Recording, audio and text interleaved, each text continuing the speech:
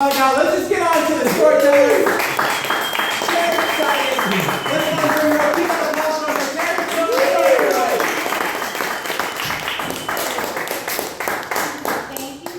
Good evening, everyone. Thank you for being here to share one of my stories of my life. There I was, 25 years old. For the past 3 years, I have been a secretary at a national trade magazine that represented the restaurant industry. The name of the magazine, Institutions, Volume Feeding. I worked for 3 cigar smoking salesmen. Every day as I typed their letters and reports, I listened to them as they called their clients to persuade them, to convince them to buy advertising in the magazine. I listened as they talked to fish stick makers, chili bean manufacturers, oven cover manufacturers who made the cover over the cover over the cover over the cover. Everybody they talked to. And now I was going to join their ranks. I had interviewed and I had gotten the job. But no fish sticks for me, ladies and gentlemen. The name of the game was toys. I was the Midwest sales representative for Toys, Hobbies, and Crafts magazine. My job was to do what the big boys did. I was going to convince, persuade, cajole. I was going to sell United States toy, hobby, and craft manufacturers to do advertising in my magazine. And then the people that owned the toy companies would flip through the magazine, they'd see their ad, they'd order the product, they'd sell it, and voila! We'd all be rich. My territory was the whole Midwest, from Texas all the way to Minnesota and the states in between. Yep, I'd call them and I'd talk to them on the phone, but here was the creme de la creme. I was going to fly or try and meet them all in person. Terri Silverstone, going live. I studied the industry like I was going for a PhD in sandbox. I combed past issues of every magazine looking for toy history. And I went to every toy store in Chicago, every toy department in Illinois, looking at everything with a fine-tooth comb. What was going to be hot this year, I asked myself. Would it be Malibu Marby, or would it be Baby Tender? Baby Tender. What about the boys? They're a whole different line. Would it be the new Atari 400? Or are they going to go back and settle for the Legos? Since I had bullshitted my way into the job to begin with, I also went running to the library and got every book on sale that you can imagine. My whole bedroom floor was littered with books. How to change the no to yes, how to negotiate with tips and tricks. 2 weeks into the saddle, and I was ready to rock and roll.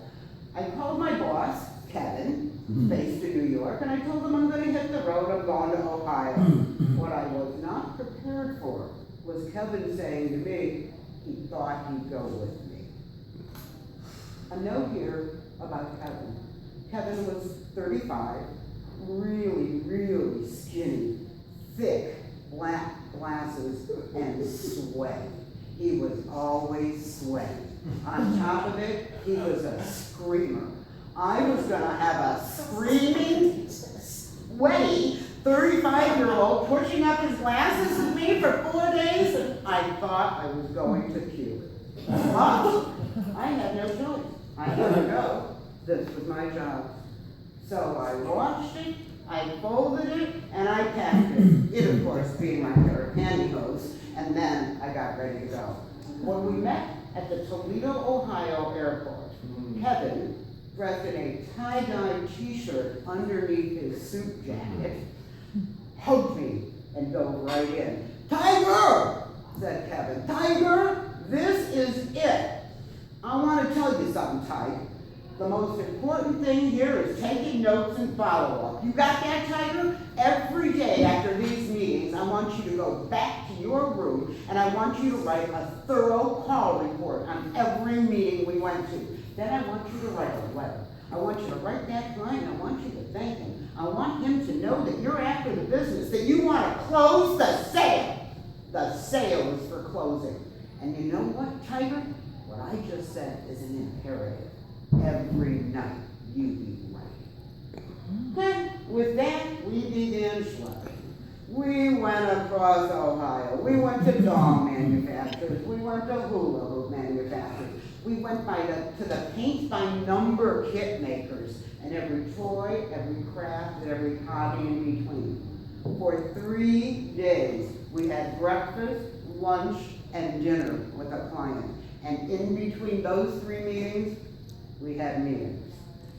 After dinner, I ran to my hotel room, so exhausted, but it didn't matter, because now was the imperative. It was time to write. I would sit on the hotel's shiny, slippery, flowered bedspread, writing each call report in longhand. Remember, this is 1979. I got no laptop. You name it, I included it in my call report. The model numbers of every Star Wars character, the 40 colors of the new hula hoop, and of course, thank you. Thank you. And thank you for seeing Kevin and me. When I finally did have time to shut the lights off, I couldn't, because then it was time for me. Then I had to scrub the meatball sauce off of my suit jacket. Then I had to pop the pimple that had come out in the middle of the 3rd afternoon meeting. Then I had to wash the pantyhose because I only packed 1 pair and I forgot all the rest of them. Even when I got into bed, I couldn't go to sleep because I was thinking about tomorrow's meeting. What would I say to the Winnie the Pooh finger puppet maker? What would I say to the Bugs Bunny talking alarm clock designer? I couldn't sleep. And the alarm rang at 6 a.m. anyway, where I had to bound up and, of course, start the day over. On our 4th and final day, we met with Leo. Leo was the advertising and marketing director for a big bicycle manufacturer. When we walked into his office, the sun, just like here, was pouring through the window. And there was dust just dancing off of the little shiny fenders of all the bicycles that filled every single inch of the room. It was a very warm and cozy room. I opened the conversation asking about the new toddler bike that was coming out in January. And as I listened to Leo, I just felt the sun coming through the window.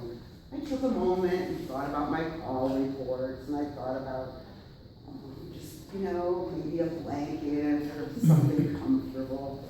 And while Leo was still talking, I felt something really strange happening.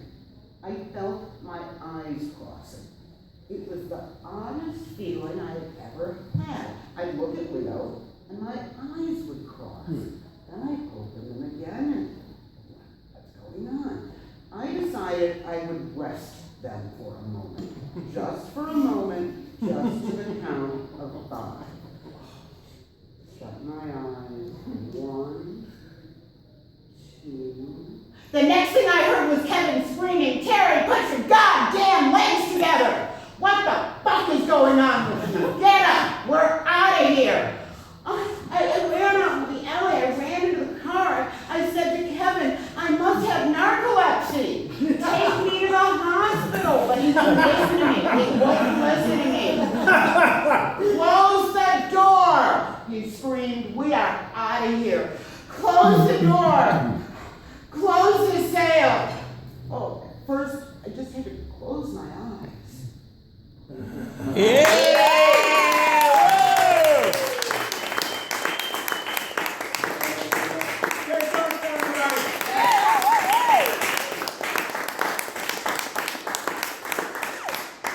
Very nice. Terri, do you have any questions, or should we open it up for anybody else's thoughts?